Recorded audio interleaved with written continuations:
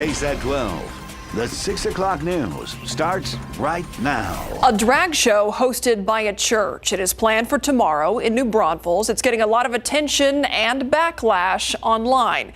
Organizers say it will be an inclusive, family-friendly show. RJ Marquez spoke with the pastor of the church about the meaning behind the event as it continues to get criticism from people in and outside of the community. Reverend Dr. Carla Cheatham is the senior pastor at Faith Church UCC in New Braunfels. The church is an open and affirming congregation preaching inclusivity and acceptance. There are times when certainly our beliefs that differ can be hard for people, but our stance has always been a peace and justice stance. The church's decision to host a drag show for local families and children on Saturday has come under fire. What we wanted to accomplish was to do just a fundraiser to support area youth and area causes and to highlight the beauty of the art form of the professionals who work as entertainers. Cheatham says the church started planning the event months ago, but with the current environment and legislation surrounding drag shows, it's become a heated topic. We are allowing parents to make the decision for their families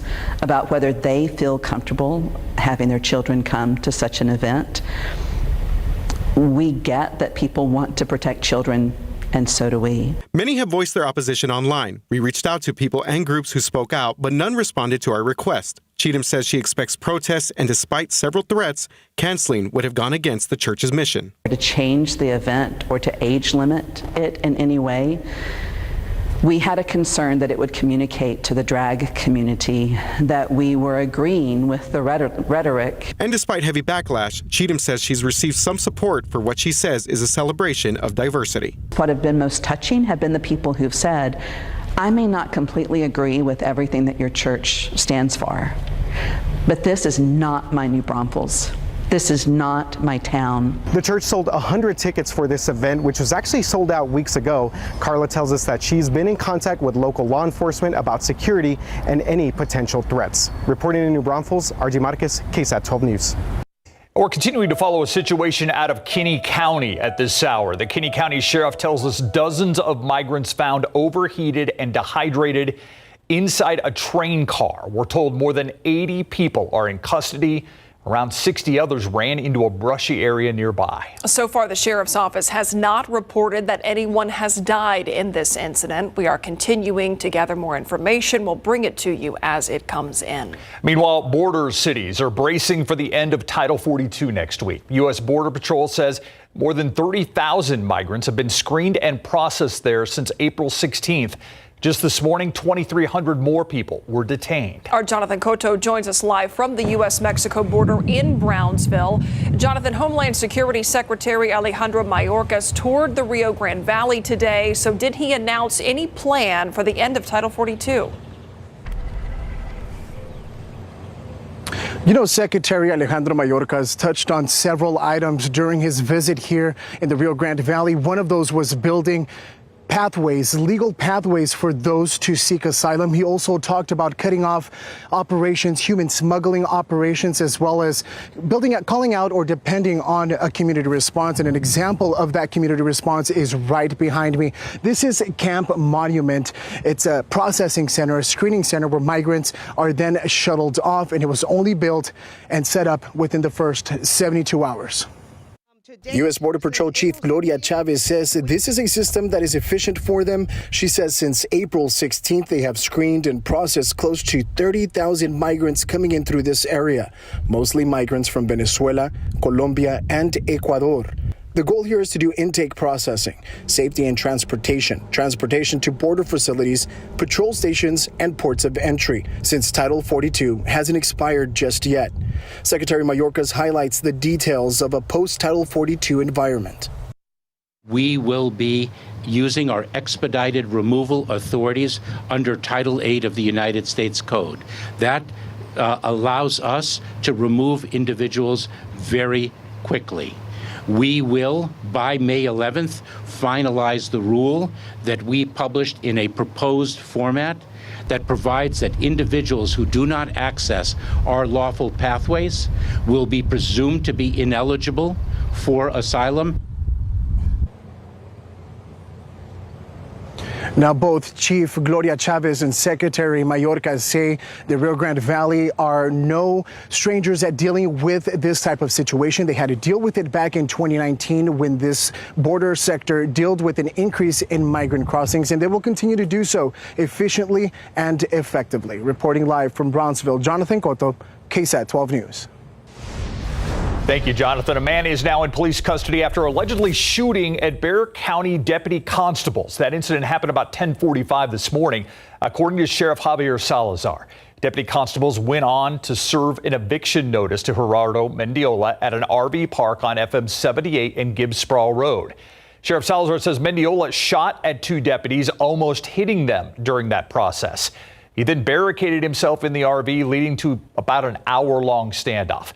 He eventually surrendered peacefully. Salazar says he was wanted on a warrant for a resisting charge and unlawful carry. He now faces charges of attempted capital murder of a peace officer. An equipment failure inside of a Northside hotel forced people to evacuate last night. This happened around 10:30 at the La Quinta Inn on Halm Boulevard near Highway 281. San Antonio fire crews say an air handler had a belt that burned, causing smoke to spread there. Firefighters say that smoke was mostly on the 8th floor. Guests were able to return to their rooms a short time later. These two men are behind bars this evening after Bexar County deputies say they set off explosives. 42-year-old Joey LaWayne Whitehead and 43-year-old Robert Joe Pena are both facing charges of possession of a controlled substance and second-degree arson in connection to those explosions. The fire marshal responded to calls of an explosion on Wednesday on Buttercup Lane near Loop 1604 on Highway 87. The bomb squad called the device found determined to be a pyrotechnic. No one was injured in the blast. This teenager is also in jail, accused of robbing a gas station last month. 17-year-old Alexander Hernandez was arrested yesterday on aggravated robbery charges. Police say the teen admitted to stealing several cases of beer from a gas station on Highway 90 near Loop 410. An arrest affidavit says the clerk locked the door to the gas station to try to stop Hernandez and a friend from stealing that beer. But Hernandez pulled out a gun, according to arrest records, and demanded to be let out. He turned himself in yesterday. All right, very little doubt when you walked outside today that humidity is back. Ooh, yes. Big time, Mia. Yes, you can definitely feel it, and unfortunately, it's not going anywhere. It's going to stick with us this weekend and even into the beginning of next week. Actual air temperatures themselves have been able to climb into the 90s for the vast majority of our area, but when you factor in that moisture, these yellow numbers, what it feels like when you step outside, feels like temperatures in the upper 90s and even some triple digits out there this hour. More of the same is expected as we head into the weekend, so definitely stay hydrated. We've also got some isolated storm chances to talk about, so we'll get you all those details coming up in just a few. Thank you, Mia. All right, a lot going on this weekend. First Friday, Carnival taking place out in Helotes, and this is I-35 at Cesar Chavez, and you can see traffic moving along very smoothly on this stretch downtown. One of the things going on this weekend, tomorrow is the day, Election Day, in municipal races. City council races, school board trustees, bonds, and ballot propositions like Proposition A are all on the ballot. Garrett Berger takes us through what you need to know for Election Day tomorrow.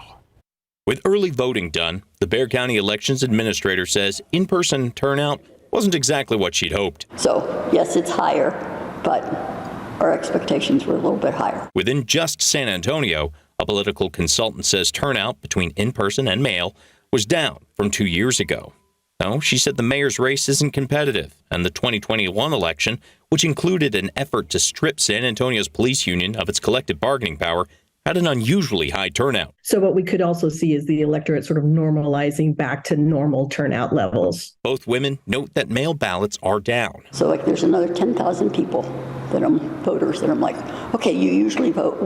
Where are you? San Antonio's Prop A, which aims to decriminalize marijuana and abortion and expand the city's cite and release program, has attracted lots of attention in and out of the city. The election judges are being hassled because the voters come in and want to vote, and they don't understand that they're not in the city limits. There are 251 voting centers for Bexar County voters to cast a ballot on Election Day.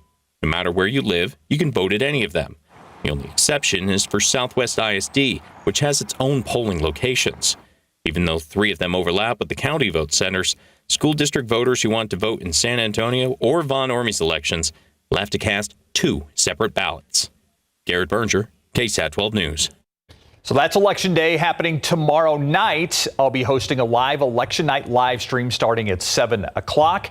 We'll have results, analysis, reaction to the results. You can watch it on KSAT.com, KSAT Plus, and our KSAT YouTube channel. Of course, I'll be joined by our Power Panel. Oh, yes, the Power Panel every election. And to get live up-to-date results, scan this QR code you see here. This will take you to our KSAT Elections homepage. We'll be posting all the results there. And if you still need to vote, hope you do tomorrow, we have everything you need to know before you head out to the polls. Hey, coming up tonight at 6:30, we're going to take you on board a humanitarian flight to show the creative ways advocates are saving animals at risk of being euthanized. Up next, the coronation of King Charles is tomorrow, but did you know that he once visited San Antonio? After the break, a look back at his visit to the city's west side back in the late 80s. Take a quick look at what we're working on for you on the Night Beat, an update to a story we have been following closely. We're now getting a better look at the possible suspects who shot a man right in the middle of fiesta celebrations. That and more on the Night Beat at 10. To think the future King of England came to San Antonio in 1986, almost 40 years ago. Now fast forward tonight on the eve of his coronation as King Charles III. Jesse Degollado says one of the stops he made during his royal visit was in the heart of San Antonio's west side. Let's go, the wheels and the bus go round. Children as adorable as these were the reason for a once-in-a-lifetime visit. What is now a large vacant lot is where Avance and Mirasol homes were back when the future King of England made his unforgettable visit. A much younger Prince Charles saw for himself why the parent-child education program was nationally recognized.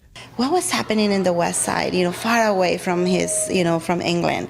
With then Mayor Henry Cisneros as his tour guide, Prince Charles wanted to see how San Antonio cares for its neediest families. As a reminder, the late artist Jesse Trevino presented the prince with one of his most famous paintings of a mother and child. But in the back seat between stops, the prince suddenly opened up. Talk to me about the difficulty and the challenges of having a wife who was younger and who didn't share the same interests with him. Cisneros says he didn't know what to say. But maybe he just saw a guy, same age, who could be a buddy. Avance founder Gloria Rodriguez had her own memory of Prince Charles that day when her son ran up to her as she stood next to the future king. He just went down to him and shook his hand. Another totally unscripted moment came after the prince asked the families what they thought of Avance. We love Avance. And then this one woman grabbed him and kissed him on the cheek, and she said, "And we love you." Judging by what they saw of Prince Charles that day, what kind of a king will he be? I think he can be a very constructive king and move the monarchy into a more modern era. He has an opportunity to really do good, use his title for good. We're going to see whether he will apply what he learned. Jesse Degollado, KSAT 12 News.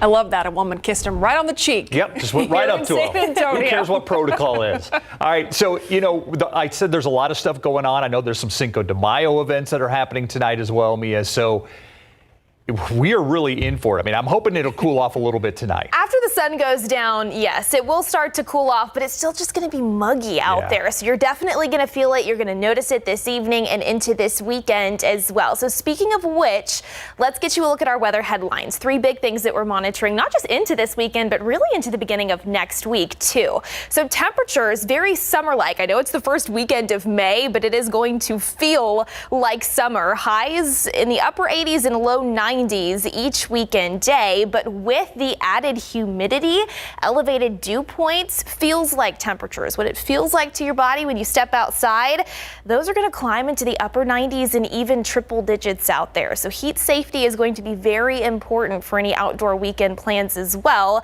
And while most of us are going to stay dry each day, we've got about a 20% potential to find an isolated stray storm or two pop up as we head into the afternoon and evening hours. So we'll keep eyes on that as well. Plenty of sunshine right now, but I wanted to show you live cam because if you've noticed a little bit of haze out there today, that's likely some wildfire smoke that's been lofted into our portions of the atmosphere for some wildfires that are burning out in Mexico. For most of us, not any issues in terms of air quality, but for those with unusually sensitive respiratory systems, you might be experiencing a few issues. So we'll continue to keep eyes on that. Temperatures, yes, hot, low 90s right now. Dew points elevated, so it feels like 98 degrees this 6 p.m. hour in San Antonio. And if you are stepping out for any of those evening plans, temperatures will slowly make their way into and through the 80s and then eventually into the upper 70s later on tonight. And yes, we do have that 20% potential for a stray storm to pop up before the day is done. We're pretty quiet in our neck of the woods right now. Little stray shower near Medina out there in Bandera County that's moving north. We'll keep eyes on that. But you can see well north of the San Antonio area already some severe thunderstorms that are firing up and approaching the I-35 corridor. It's very low potential for us here in south central Texas, but still we'll monitor to see if we can't find a quick storm develop, especially before the sun goes down. But still the better chances of finding strong storms this evening well north of our area. But that's going to continue in a very isolated capacity each and every afternoon as we head into the beginning of next week. And as we head into the Thursday and Friday time frame, late week, maybe slightly better coverage as we see our weather pattern change just a little bit. So we'll keep eyes on that. But yes, the big theme this evening and this weekend is going to be the humidity. Dew points, upper 60s, low 70s, very oppressive out there. So because of that, once again, some areas of patchy fog will be possible first thing tomorrow morning, some of which could be dense in spots. So just something to keep in mind if you are stepping out for any Saturday morning activities. Low level cloud cover works in, temperatures in the low 70s, very humid to start off the day. Mostly cloudy skies into the early afternoon, highs climbing into the low 90s here in San Antonio tomorrow afternoon as well. And it is going to be just a hot and muggy one. When you factor in that moisture, forecast heat index values, yes, once again climbing into the upper 90s and triple digits. So very similar to what we're seeing out there today. Copy and paste those conditions over the next several days. Keep the water bottle handy because, yes, very summer-like feel to the first weekend of May, guys. Yeah, some thick air out there this weekend. Thanks, Mia. All right. If I'm not mistaken, UTSA baseball calls its home park the Bird Bath. Andrew Seeley joins us now. Andrew, they want a new one. That's correct. And the Bird Bath has been kind to them this year. They're 22-5 at home here in San Antonio, but they want some better digs. Pat Hallmark says that's the only way to keep what they've built over the last couple of years sustainable. When we come back, we'll hear from Coach Hallmark. Plus, high school baseball first round continues tonight at the Wolf. Got a preview next.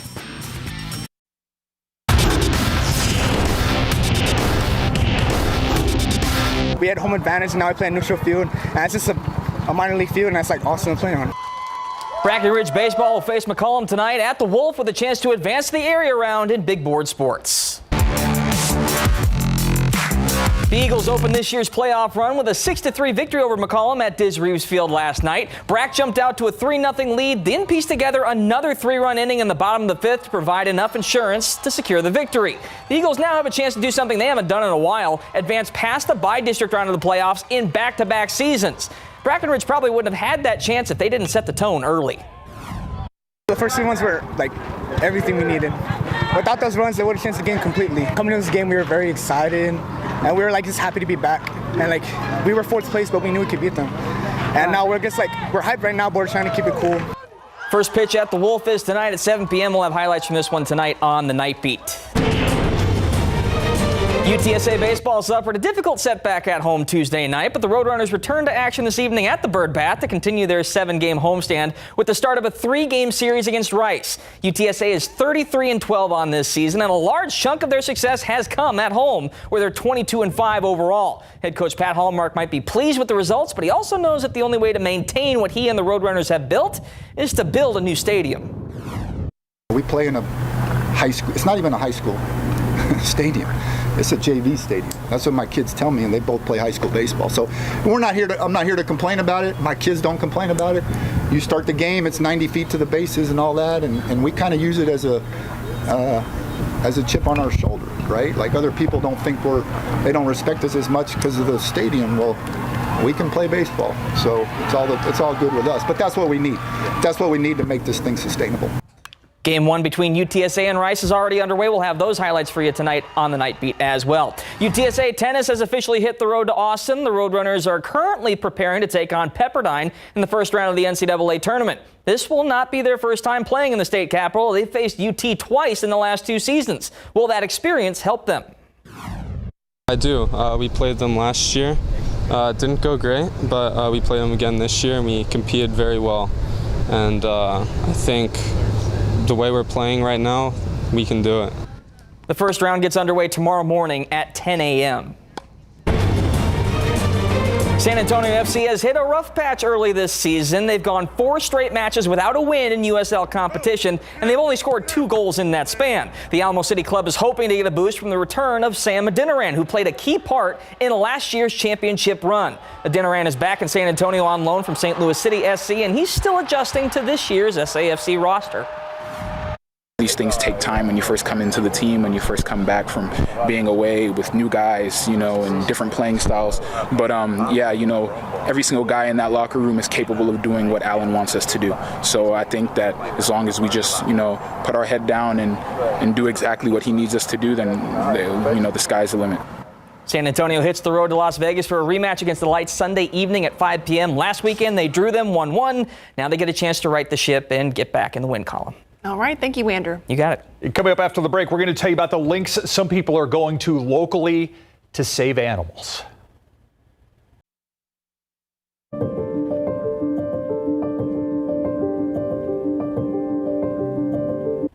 Abandoned, alone, and at risk. Animals are living in limbo, and there is uncertainty that they will find their forever homes. Shelters all across the country are at capacity, forcing advocates to come up with some creative ways to save lives.